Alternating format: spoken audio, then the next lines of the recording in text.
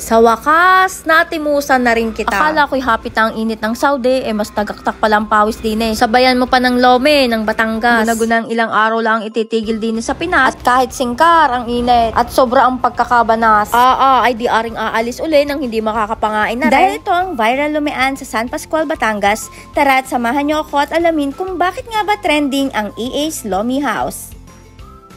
Ika ko, ganit. Nang magalit. Nakakatapat. Ano say?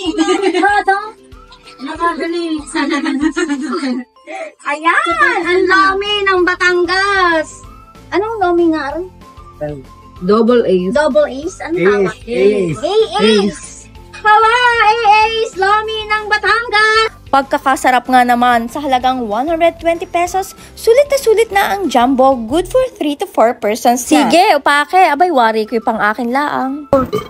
Ito ang Lomi na kahit hindi mo timplahan, malasa na. Saktong-sakto lang ang lapot, hindi gasinong malabnaw, pero nasa sa iyo kung dagdagan mo pa ang timpla. Sa dami ng lumian din sa amin ay hindi mo na mawawari kung saan ang dadayuhin. Magkakatalo-talo na laang sa lasa. Loaded rin naman ang toppings gaya ng chicharong bulaklak, rebusado, atay, shanghai, itlog ng pugo, burburan mo pa ng ginisang bawang at toyong pinigyan sili ay panalo, pehong-pehaw. Samahan nyo na rin ng coke, ay talaga nga namang pagkasarap mong lunukin.